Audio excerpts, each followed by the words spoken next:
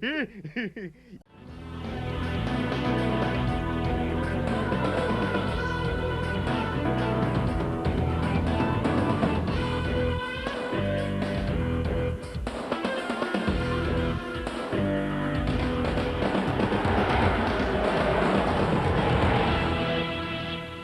year, Britain's toughest adventure race comes to one of the country's most beautiful places.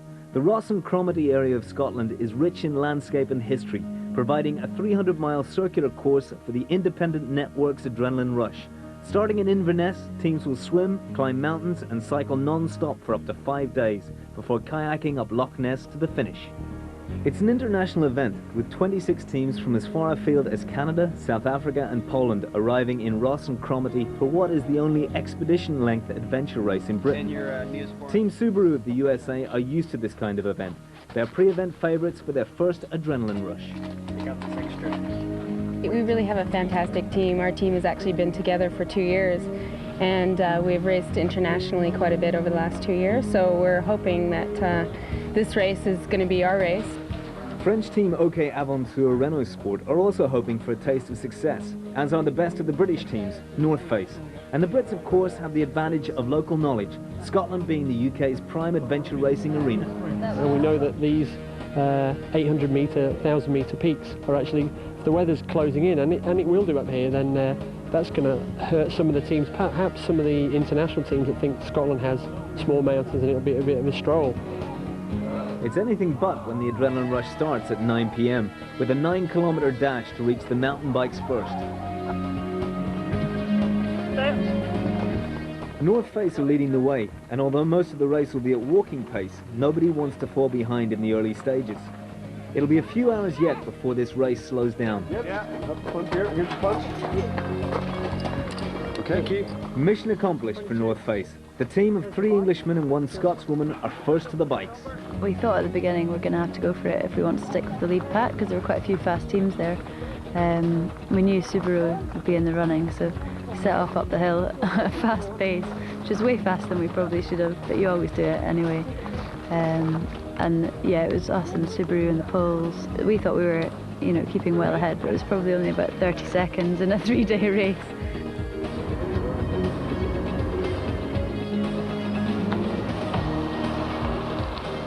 The night will be spent on an 80-kilometre mountain bike stage. None of the competitive teams will sleep at all, rest being a luxury reserved until the second night of the race. On this, the first night, the lead changes constantly, and Polish team Speleo Deck lead at 2 a.m.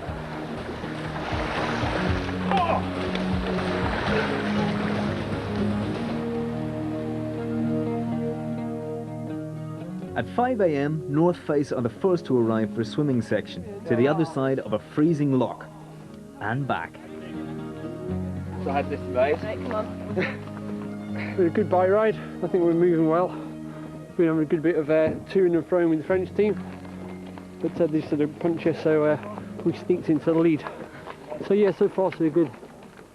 One of the OK Aventure team was a winner in last year's Raid Galloise, the biggest adventure race in the world. Nice and warm. North Face are first to feel the cold, followed by the French. 1, 2, 3, pee-pee. 1, 2, 3, pee-pee. That translates as pee in your wetsuit. That's just really bottom. The idea of this stage is to demoralise teams, but while this might be working on the French, North Face are not showing any signs of weakness to their rivals. Ah, bonjour!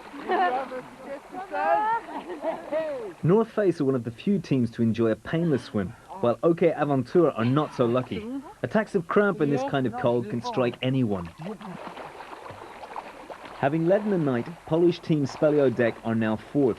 One of the team members is a weak swimmer and has a tow rope attached to keep him going. But not moving in this water, the cramp soon begins to bite.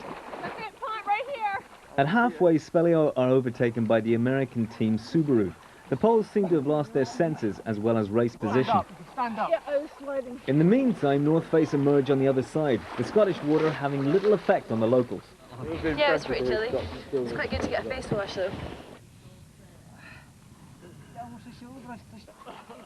By now, the Polish team are out of the water on the far side and are considering not swimming back. They ask a marshal what the rules have to say about this. Was it a penalty? Well, you'll be out of the race.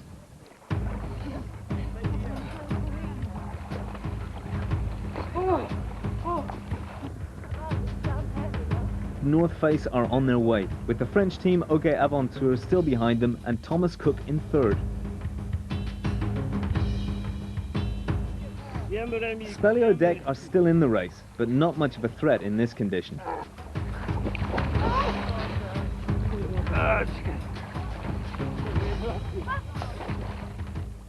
Out of the water, and hypothermia is the next problem for the Poles.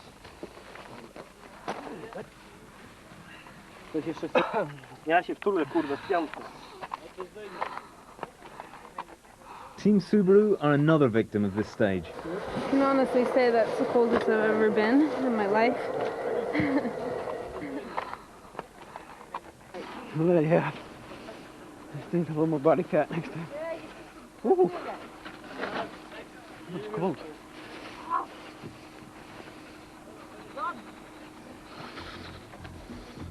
We don't have water that cold in California.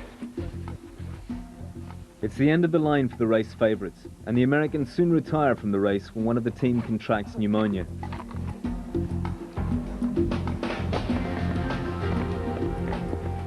In the entire race, the teams will climb more than the height of Everest on foot. The first trekking section is 54k through the Torridon Mountains. We knew roughly how long it would take us. We'd worked it out. I think it was about 12 hours. So it was just a case of breaking it down in your head as to the different stages within the trek, and just kept pushing each other. That was the trick. Extending their lead to the first rope section, North Face haven't slept since they woke up on the day of the race 30 hours ago. They've been racing for the last 20 hours. You'd expect them to be wilting a bit by now. Oh, fresh. Fresh as a daisy. The Liatash Range is one of the most spectacular in Scotland, with knife-edge ridges above huge cliffs. For the race, the compulsory route is the vertical one.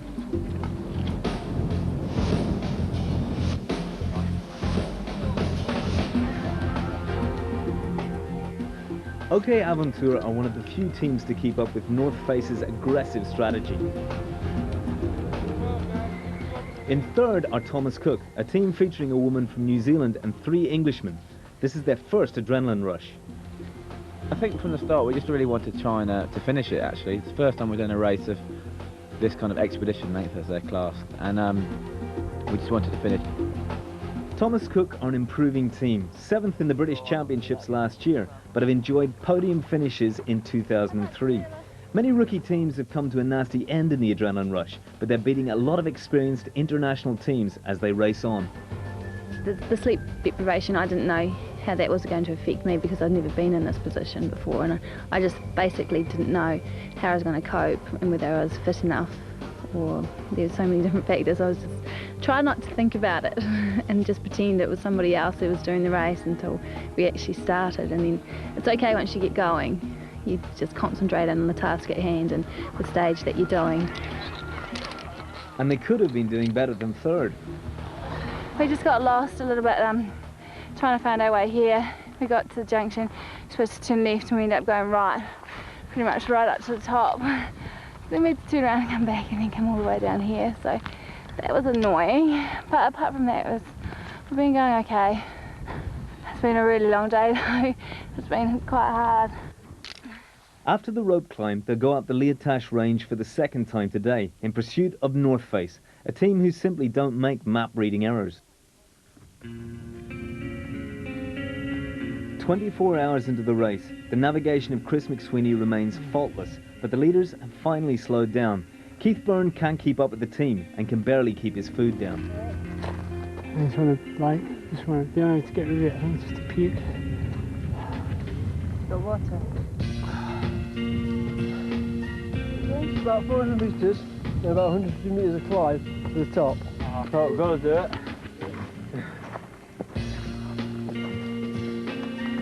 Okay. Gotta.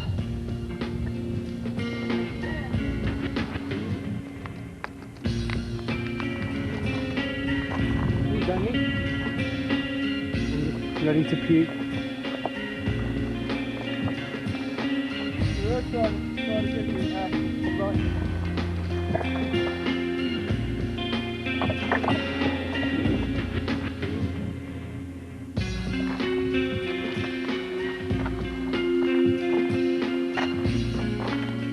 Ça va?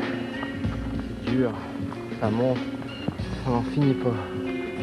Mais bon, on va jamais été aussi près de l'arrivée. OK Aventure remains second and Thomas Cook in third. But on the second night of the race, it's the team that sleeps least that will stay in front. Hi. You alright?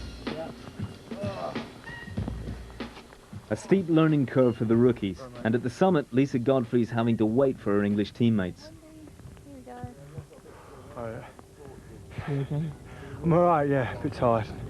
Knackered, cold and wet. Could do with some hot food. I think we should all probably have a think about getting our heads down. We haven't slept yet, and we need to think about getting an hour and a half or something. Just try and recharge the batteries a bit. How do you feel? I'm tired. I don't know what this. I thought we were going to charge on. Just need some food more than anything. I haven't eaten enough. Knackered. PC15 is the first resupply point where teams can stock up on food and clothes. North Face are the first there. You know, we're a day into the race, and we're happy to be where we are. But I think we just have to bear in mind that, you know, there's 2 days to go, and it's nice to have. I think we had an hour on the next team, so it's nice to have a little buffer. But you know, we're slowing down. We don't know what they're doing, if they've made mistakes in the past, or you know. If North Face are to stay ahead, they can't expect more than 4 hours sleep in the next 2.5 days. You do see some strange things when you haven't slept. I've been known to be walking the Adrenaline Rush 2 years ago. It was a stern. I was walking down the road towards the final checkpoint, and I was talking to somebody in the lay-by, and the friends with the team behind. Who are you talking to? That was no, just hallucinations, and they come quite frequent when you're really tired.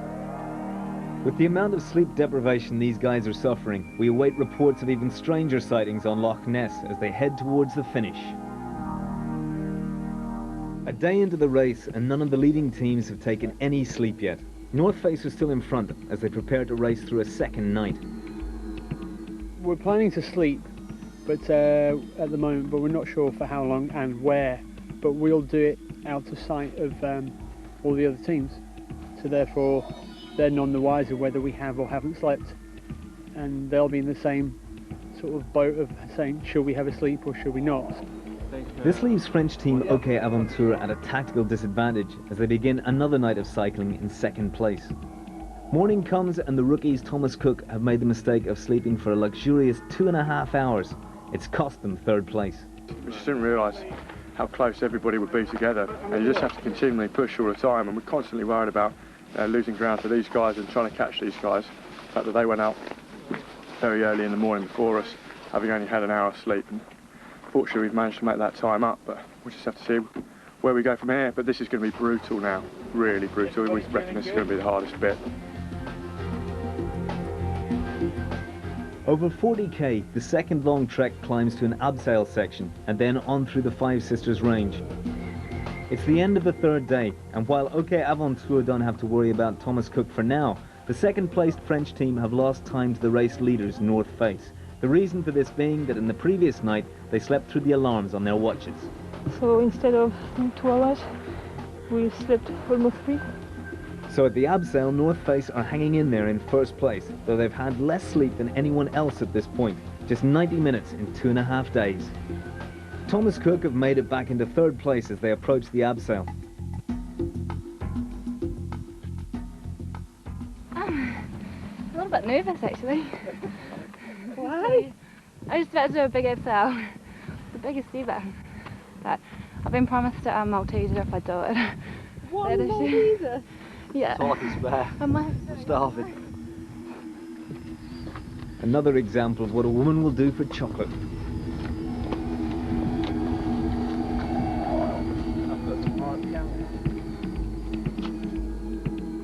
Leaders North Face are secretly taking a sleep.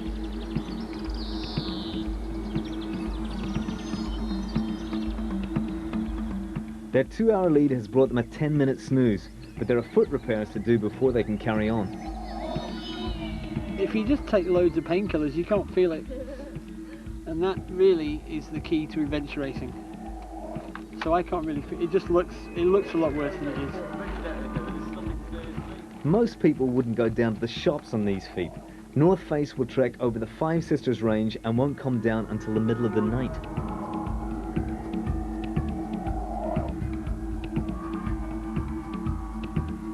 It's 2 a.m. when North Face get off the mountain, but at least they know the worst terrain of the race is behind them.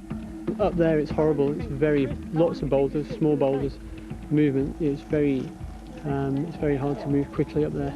Hopefully whoever's navigating isn't too tired and is, because you can go, there's some serious cliffs and stuff up there, so if you get it wrong, well, from 3:30 this morning we've been out till now.